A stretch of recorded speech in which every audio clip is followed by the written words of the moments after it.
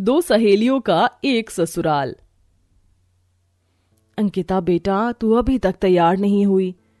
माँ, मैंने आपसे कहा ना, मुझे अभी शादी नहीं करनी। तो कब करनी है? तेरी उम्र में मेरी गोद में थी तू। बेटा, यही सही उम्र है शादी करने की। अगर एक बार उम्र निकल गई तो अच्छे रिश्ते ढूंढने पर भी नहीं मिलते हैं। क्या हुआ आंटी? अच्छा हुआ ईशा बेटा तू आ गई। अब तू ही समझा इसे। ईशा, तू तो जानती है ना कि मुझे इतनी जल्दी शादी करने में कोई इंटरेस्ट नहीं है। आई नो अंकिता, लेकिन अब तो हमारी पढ़ाई भी पूरी हो चुकी है। कभी ना कभी तो हमें शादी करनी ही होगी ना। लेकिन अगर मेरी शादी हो गई तो मैं तुझसे कैसे मिलूंगी? जरा ये भी तो तू सोच। अरे पागल, तू फिक्र मत कर।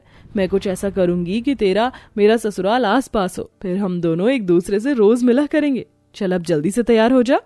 अपने बचपन की सहेली ईशा की बात सुन अंकिता तैयार हो जाती है और थोड़ी देर में रिश्ते वाले भी अंकिता को देखने के लिए आ जाते हैं। बहन जी, आपकी बेटी तो हमें बहुत पसंद है। मेरे बड़े बेटे विक्की की शादी तो अंकिता से ही होगी। लेकिन ये लड़की कौन है? क्या ये भी आपकी बेटी है? बेटी तो नहीं है, लेकिन बेटी जैसी है। हमारे पड़ोस में रहती है। इसका नाम ईशा है। अंकिता ईशा बचपन की सहेलियां हैं। मुझे मेरे छोटे बेटे सूरज के लिए ईशा काफी पसंद है। आंटी जी, ये तो आपने बहुत अच्छी बात कही है। मैं तो खामखा डर रही थी कि शादी के बाद मुझे मेरी बचपन की सहेली से अलग होना पड़ेगा। तब तो मैं और ईशा शादी के बाद भी एक साथ रहेंगे। कौशल्या, ईशा की माँ सोनाक्षी, ईशा का एक ही घर में रिश्ता तय हो जाता है और कुछ ही महीनों में दोनों सहेलियों की धूमधाम से शादी हो जाती है। और आज दोनों सहेलियों की उनके ससुराल में पहली रसोई होती है। ईशा, अंकिता बहू, तुम दोनों यहाँ बैठी हो और मैं तुम्हें तुम्हारे कमरे में ढूंढ रही थी। क्यों माँ जी? तुम दोनों को नहीं पता आज तुम्हारी पहली रसोई की रस्म है ना? नई नवेली बहू अपनी पहली रसोई की रस्म में अपने हाथों से खाना बनाती है। क्या खाना? हाँ बहू, लेकिन तुम दोनों को ज्यादा कुछ बनाने की जरूरत नहीं है। बस रोटी और सब्जी बना लेना, ठीक है? इतना कहकर कौशल्या वहां से चली जाती है, जिसके बाद दोनों सहेलियां किचन में जाती हैं। मैंने तो कभी मैगी भी नहीं बनाई और माँ जी ने रोटी सब्जी बनाने के लिए कह दिया। ईशा, एक काम कर, तू सब्जी बना ले, मैं रोटी बना लेती हूँ।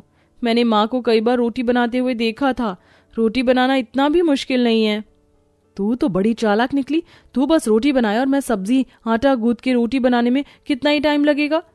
लेकिन सब्जी के लिए तो पहले सब्जी काटनी पड़ेगी, फिर तड़का लगाना होगा, फिर सीटी भी चेक करनी होगी। मैं नहीं बना रही हूँ सब्जी। तू सब्जी बना, मैं रोटी बना लेती हूँ। मैंने कहा ना कि मैं रोटी बनाऊंगी और तू सब्जी। भूल मत, तेरी सहेली होने के साथ साथ अब मैं तेरी जेठानी भी हूँ।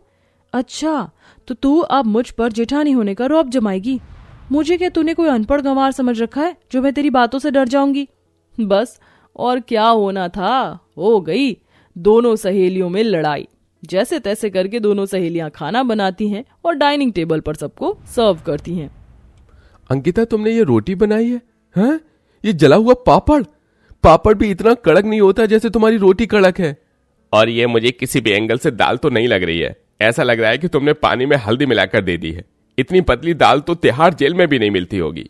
जो बना है चुपचाप से खा लो। ज्यादा आनाकानी करने की जरूरत नहीं है, वरना ये भी नहीं मिलेगा। अपनी पत्नियों की बात सुन विक्की और सूरज दोनों बेचारे वो जली रोटी और पानी से भी पतली दाल खाकर ही अपना पेट भर लेते हैं। एक ही ससुराल में होने की वजह से दोनों सहेलियों को जहां मिल बांट कर काम करना चाहिए था, वहीं अब दोनों सहेलियां हर एक काम एक दूसरे पर थोपती थी। मैंने कहा ना, झाड़ू मैं लगाऊंगी और कपड़े तू धोएगी। झाड़ू 10 मिनट में लग जाती है और कपड़े धुलने में तो आधा दिन लग जाएगा। मुझे पागल समझा है जो हमेशा तो इतना आसान काम करेगी और मैं इतना मुश्किल। अरे क्या हुआ तुम दोनों को? सुबह सुबह सारा घर सर पर उठा रखा है। माँ जी देखिए ना, ये अंकिता की बच्ची खुद छोटा मोटा काम करके मुझ पर मुश्किल काम थोप देती है। तुम दोनों की रोज रोज की किचकिच से मैं परेशान हो चुकी हूँ। अब लगता है मुझे ही काम बांटना होगा। अंकिता बहू, तू आज के बाद झाड़ू और कपड़े धोने का काम संभालेगी। ईशा बहू तो घर के साफ सफाई और बर्तन धोने का काम संभालेगी। अब तुम दोनों में काम को लेकर बिल्कुल भी बहस नहीं होनी चाहिए, समझी?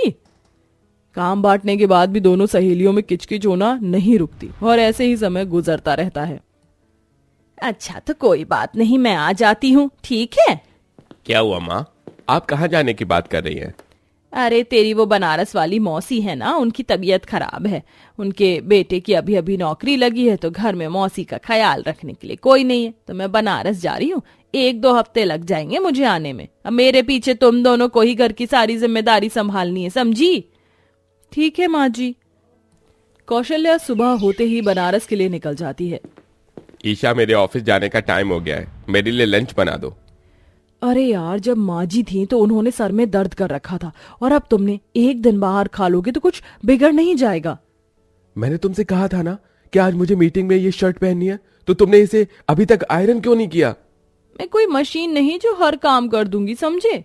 अपनी अपनी पत्नियों का ऐसा जवाब सुन विक्की और सूरज को बहुत बुरा लगता है। अपनी सास के जाते ही दोनों बहुएं घर का कोई भी काम नहीं करती और दिन रात शॉपिंग और घुमा फिरा करती हैं। ईशा, बहुत भूख लगी है, जल्दी से खाना लगा दो। क्या खाना? मैंने कोई खाना नहीं बनाया है। लेकिन क्यों? तुम दोनों तो पूरे दिन घर पर ही रहती हो ना।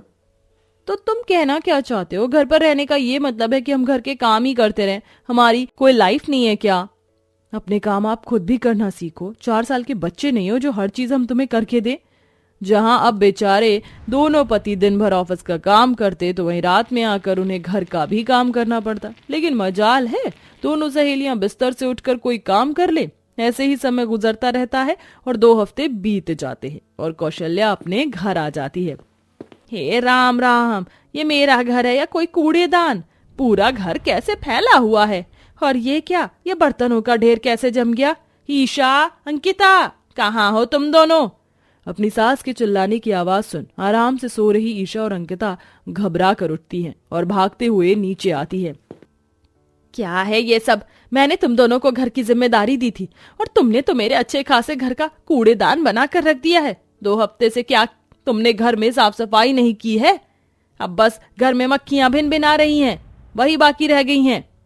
माँ जी, ये सब आप मुझसे नहीं अंकिता से कहिए। इस घर की बड़ी बहू अंकिता है, तो ये सारी जिम्मेदारियां भी उसकी हैं। अच्छा, तू क्या इस घर में ढोल बजाने के लिए आई है? बात हुआ तुम दोनों की शादी को में 3 महीने हुए हैं, लेकिन तुमने तो अच्छे खासे घर को महाभारत का कुरुक्षेत्र बना दिया है। मुझे तो लगता है तुम दोनों से मैंने अपने बेटों की शादी करवाकर बहुत बड़ी भूल कर दी है। निकल जाओ मेरे घर से, और कभी दोबारा आने की जरूरत नहीं है। अपनी सास की बात उन दोनों बहुएं सास से माफी मांगने की बजाय गुस्से में अपना सामान पैक करती हैं और अपने मायके चली जाती हैं। और ऐसे ही 1 हफ्ता बीत जाता है। अंकिता, मैं तो घर में बैठी बैठी बोर हो गई हूँ, चलना कहीं बाहर चलते हैं। यही पास में एक नया कैफे खुला है, वहां की कॉफी ट्राई करते हैं। दोनों सहेलियां तैयार होती हैं और कैफे पहुंच जाती हैं, जहां वो देखती हैं कि वहां उनके पति दूसरी लड़कियों के साथ उनका हाथ पकड़कर बैठे हुए हैं, जिसे देख दोनों सहेलियां गुस्से से तिलमिला जाती हैं। सूरज, क्या है ये सब? और ये लड़की कौन है? तुम्हें शर्म नहीं आती पत्नी के होते हुए बाहर अफेयर चलाते हुए? बोलो, चुप क्यों हो तुम लोग? तो और क्या करते, पत्नी होकर भी तुम दोनों ने कौन से पत्नी होने के फर्ज निभाए हैं? तुम्हारे सारे काम तो हमें ही करने पड़ते हैं। इसीलिए हमने सोच लिया है कि अब हम इन दोनों से शादी करेंगे और जल्दी तुम्हें डिवोर्स दे देंगे।